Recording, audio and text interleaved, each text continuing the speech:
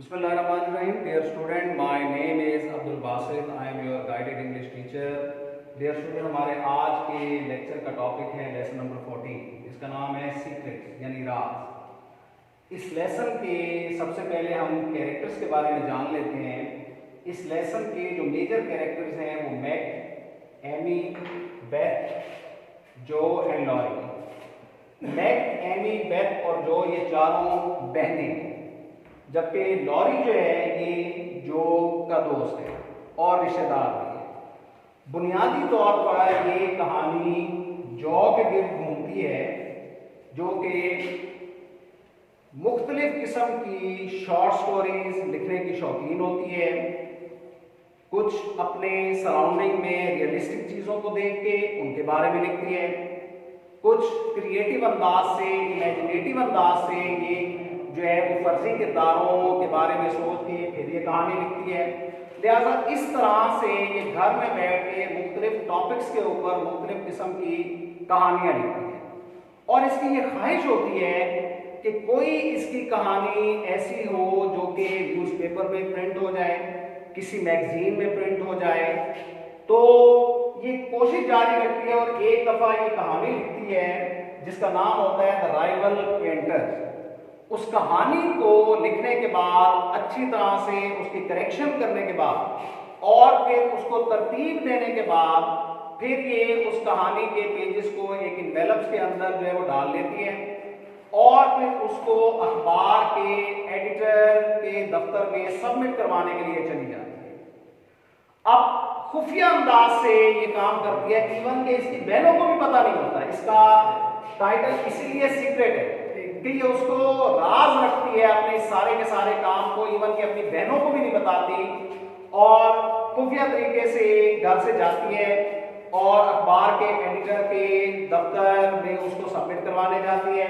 रास्ते में उसका दोस्त लॉरी जो है वो उसको देख लेता है, क्योंकि उस एडिटर के दफ्तर के साथ ही एक डेंटिस्ट का क्लिनिक होता है.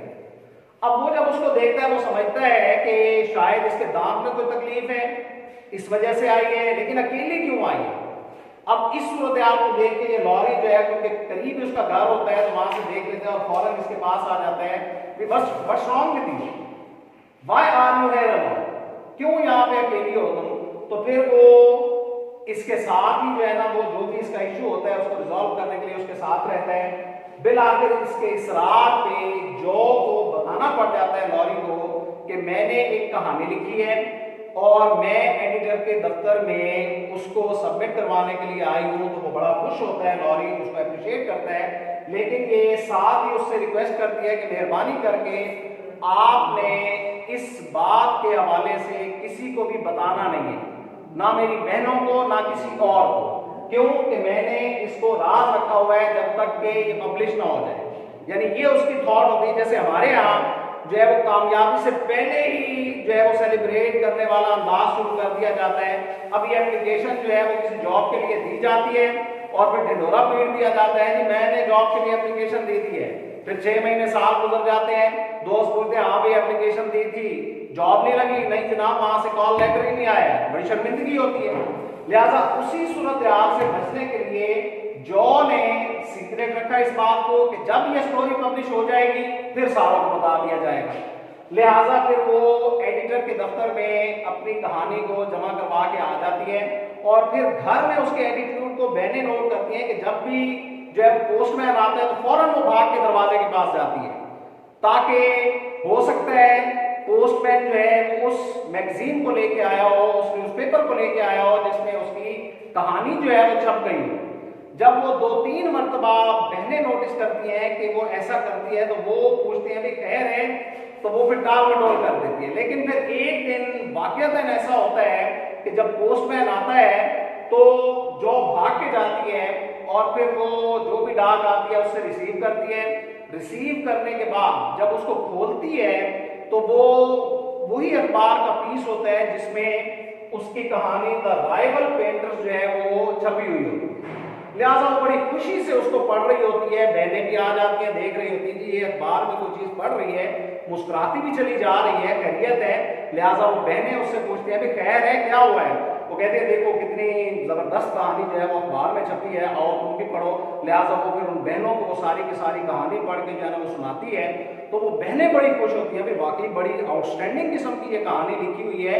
जिसने भी लिखा है, कहानी पढ़ने के बाद फिर वो अपनी बहन से उसका नाम पूछते हैं कि जी ऑथर कौन है इस कहानी। लिहाजा फिर वो डिस्क्लोज करती है इस चीज को और बताती है कि इसकी ऑथरेस जो है वो जो मार्श है, यानी आपकी अपनी बहन है।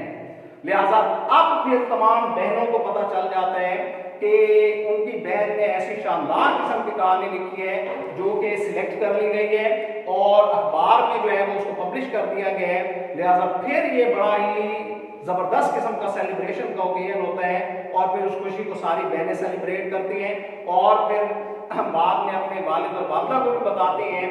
तो ये वो सूरत हाल है जिसमें जो ने बताया गया है कि कामयाबी को उस वक्त तक जो है ना वो राज ही रखना चाहिए जब तक कि वो अचीव ना कर ली जाए और उस वक्त तक शोर शराबा नहीं मचाना चाहिए, वरना फिर इंतहाई जो है ना वो शर्मिंदगी और इंसल्ट का सामना इंसान को करना पड़ जाया करता है। लिहाजा जब वो अपनी कामयाबी को अचीव कर लेती है तो फिर वो उस कामयाबी को सबके साथ शेयर करती है और फिर बहनों को बताती है कि अब मेरी इस कामयाबी के थ्रू जाहिर बात है मेरी जो आने वाली कहानी है वो भी अखबार में पब्लिश होंगी और फिर उसके नतीजे में मुझे जाहिर बात है इनकम भी होगी और उसके जरिए आहिस्ता आहिस्ता हमारा जो लिविंग स्टैंडर्ड है इंशाल्लाह वो इम्प्रूव होगा। ये है इस लेसन की पूरी कहानी। उम्मीद है कि आपको ये समझ में आ गई होगी, लेकिन अगर फिर भी कोई भाम हो, कोई कंफ्यूजन हो तो आप व्हाट्सएप पे मुझसे पूछ सकते हैं, वॉइस मैसेज के थ्रू पूछ सकते हैं या मुझे बराह रास्त कॉल भी कर सकते हैं। Thank you very much, God bless you.